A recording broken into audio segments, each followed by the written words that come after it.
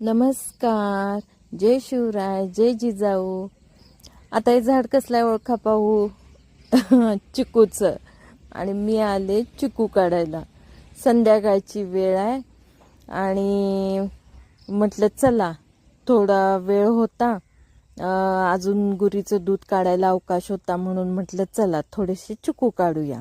मग काय, आणि ते पण तुम्हाला पण दाखवायला पाहिजेत ना, म्हणून एका हातात कॅमेरा आणि एका हाताने चिकू काढायचं चालू होतं. हे बघा किती सगळे चिकू लावलेत, खूप लावलेत. या वेळेस ना हा बहाराला खूप चिकू लावलेत.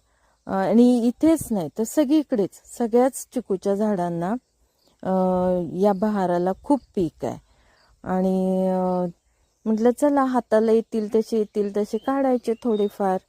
म्हणून मग हे बघा, हे असे मी तुम्हाला दाखवते. मग काय, थोडेच काढले आणि मी घरात गेले.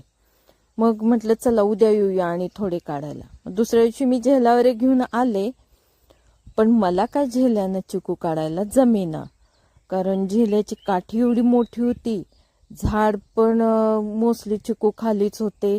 मला काय ते हातात पण पेलला नाही. मग मी राहू दे म्हटलं. मी हातानेच फिरून फिरून काढत होते. त्यात मला मिळाला एक झाड पिक्का चिकू. मग काय माझा आनंद, मी तिथेच खायला सुरुवात केली झाड पिक्का चिकू मिळाला म्हटल्यावर. आणि मग काय चिकू खात खात मी आपलं बघत होते इकडे तिकडे, अजून कुठल्या हाताला येतात का चिकू. मग फिरून चिकू काढत होते. तर तुम्हाला थोडीशी झाडाबद्दल म्हणजे चिकूबद्दल माहिती देते. तर चिकूला इंग्लिशमध्ये सापोडिला म्हणतात. आणि त्यात नैसर्गिकरित्याच ग्लुकोजचं प्रमाण जास्त असल्यामुळे चिकू खूप गोड, अगदी मधासारखे गोड मधुर असतात. आणि त्यात फायबरचं पण प्रमाण जास्त असल्यामुळे पचनक्रिया सुधारायचं काम हे चिकू करत असतात. आणि चिकूमध्ये व्हिटॅमिन सी पण असतं. तर आणि कॅल्शियम, लोह असे फायबर्स वगैरे असल्यामुळे सुद्धा चिकू हे फळ खायला खूप चांगलं असतं, की त्याने आपल्या शरीराला त्याचा उपयोग होतो. मग काय, माझा मोर्चा वळला समाधीकडच्या झाडाकडे.